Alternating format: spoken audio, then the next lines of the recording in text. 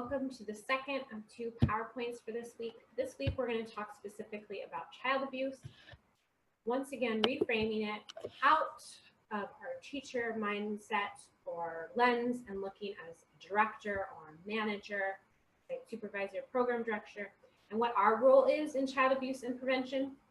Specifically looking at the issues with training our staff and what it is and what it takes to be a mandated reporter. And then an overview of the newish, it was last year about this time that they finally released it, mandated reporter training online, which I do like, but I do have ways that I augment that online training program with other things. So just as a background, in 2007, there were 3 million cases of child abuse reported to authorities in the United States.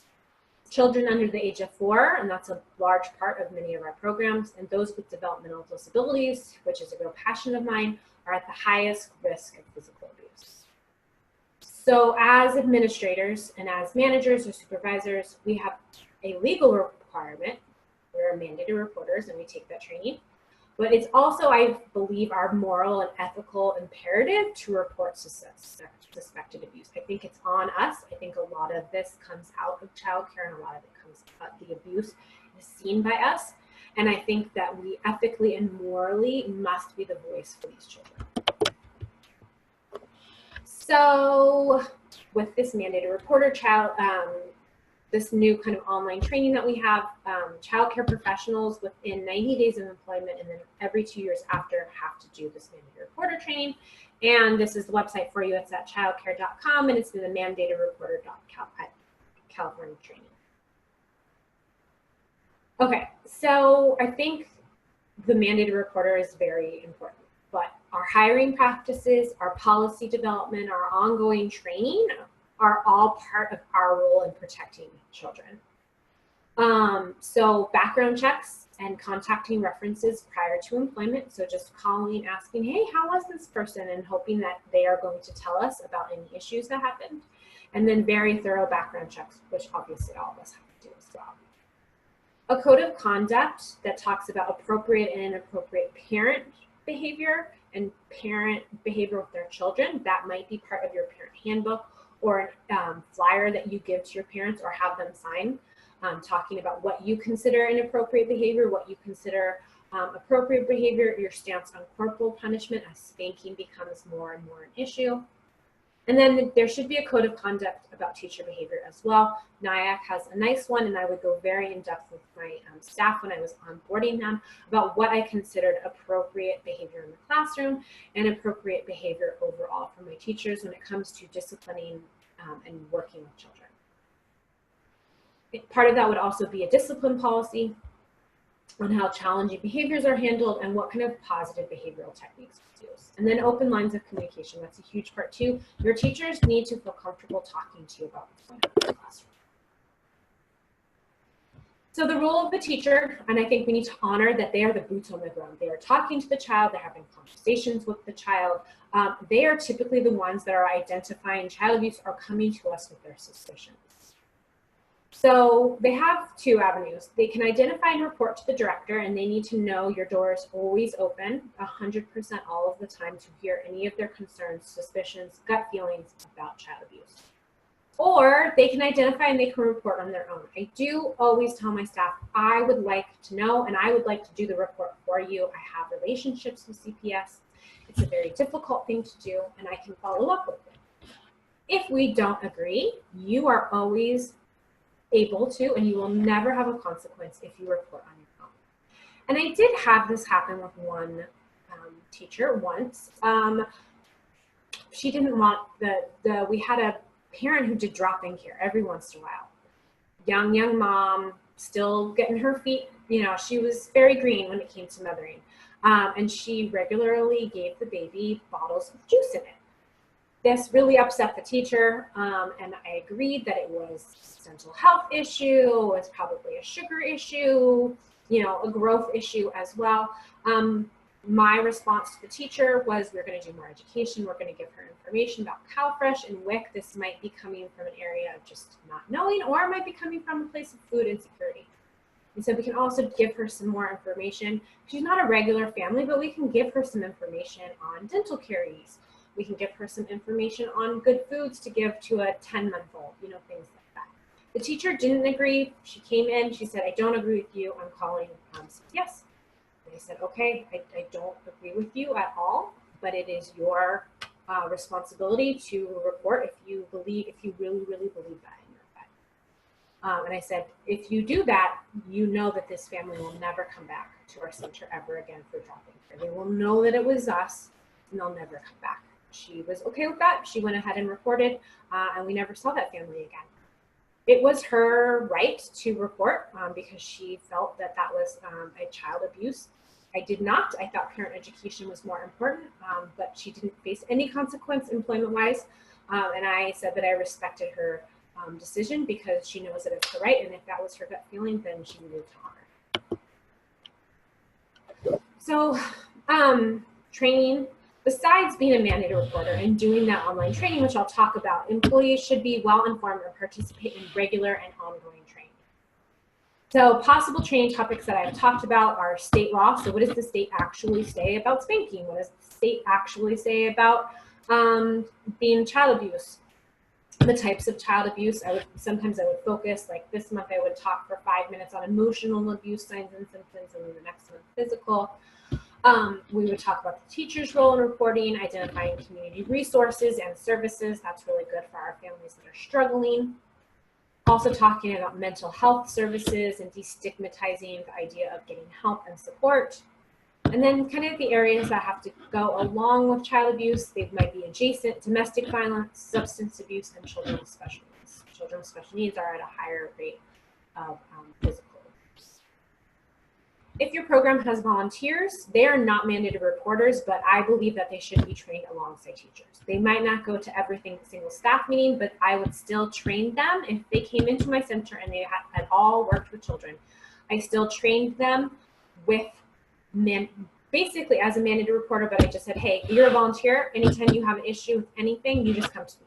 If you need help with supervision, if you need help with discipline, you overheard something you didn't like the teacher saying, like, you're a volunteer, I want to take that off of your plate. I want you to just do your volunteer work in the garden or whatever it was. You just let me know. Also, because it's Southern California, we have March Air Force Base, we have Camp Pendleton, we have Miramar. We have lots of military installations. They have their own policies. CPS has jurisdiction and will come and see families on base. But the military police and the military chain of command also get involved as well. So when you report on a military family, the military police come out and do their own report. And then the chain of command, so that Marine's boss, also hears about the CPS allegation as well. So just wanted people to be aware of that as well. So whenever I do any kind of training, I typically always play the updated Shadows to Light video. Once again, all of these videos are on YouTube. It's 20 minutes long.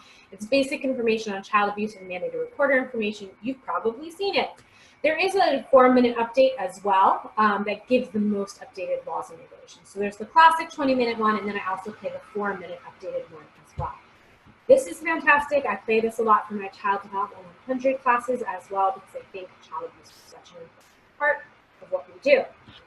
So I think it's really important that we get this information out there, and I like this video. I think it's very well done, and it talks a lot about your gut and your suspicions and being that voice and advocate for children.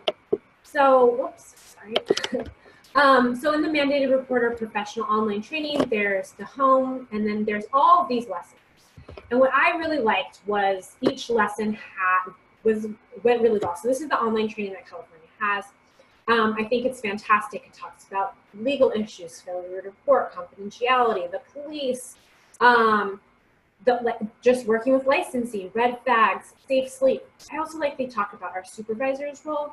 And then there's also this part at the end called other considerations. And it's optional. Domestic violence, substance abuse, homeless children, developmental delays, and strengthening families are all part of that.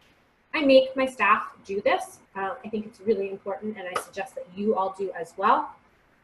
this is something that all of our families, no matter who they are and what kind of program we have, somebody is dealing with one of these situations right now. So as we know about risk factors, as we know and can stigmatize all of this, and we can start talking about it, that can help us once again be an advocate for the child. Then you take a quiz and you get sent in your email. It comes to your email and you can print it if you pass. It did take quite a long time, not as long as they told me. I sat down and I did it. I think I did it really fast one time in like 45 minutes, not really reading it, just kind of clicking through. And then I think when I actually sat down and did it, and I think it was about 2 hours. There's lots of readings, there's vignettes giving you little scenarios, talking about what would you do or what should you do, and then multiple choice questions throughout to help students learn. And then there's that added information. There's a focus on parents, on cultures, disabilities. So I did like that aspect. I think that it does support you. The last time I checked, it was in English. It's very much reading and writing heavy, and there's no pictures or videos. Once again, this is the online training through California. So time issue-wise, it took me it's slated to take 3 hours. I did it not reading it in about 30 to 45. I think that the fact that it's reading and writing heavy, that it's in English primarily, and that there's no pictures and videos, it's online, so there's not so much you can do to hit every single learning style that we have, but I do think you might want to play shadows to light, and you might want to supplement it with more information as well to help various learners kind of absorb and really understand the type of information. Once they have completed it, so once they've done the online mandated reporter trainer, they have it emailed to them, then they should print it out. They should keep a copy themselves, and you should also have a copy on file. And then you should also make sure that you keep the date of all of these as well, because it has to be updated every 2 years. So reminding somebody that this is coming due, if you pay for it, paying them to complete it at home, or if they do it in office hours, getting them out of the classroom for 2 to 3 hours so they can complete this. Once again, I think that you should have the Shadows Flight video. I think you should lecture in staff needs. I think you should have a presenter from social services. The Chadwick Center used to be a great resource. They would send somebody out to talk about childcare, specifically in your staff needs, and then you can watch YouTube videos. So I think just getting the information out there in different ways to support all of the issues around childcare and reestablishing that you are the voice for the child is a really important thing that management needs to engage in. So in conclusion, child abuse and identification and then the reporting process is one of the key duties of anyone who works in childcare. So it's really important that we identify the child abuse and that we support our staff and our teachers in telling us about child abuse. And then we go ahead and we contact Child Protective Services as well. That's really, really important that we do that. And then we just, it's so, I just can't like magnify it as more. The times that I have had to do it have been terrible, and I have had to do it quite a bit in my job and my career, but I've always been so glad that I have been able to be the voice for that child and to identify and to report it to Child Protective Services. There are some resources online on Canvas for you this week about Child Protective Services, Child Welfare Services, and please see me if you have any specific questions or things that are going on in your center that you would like another perspective on. Thanks so much, and I'll see you online.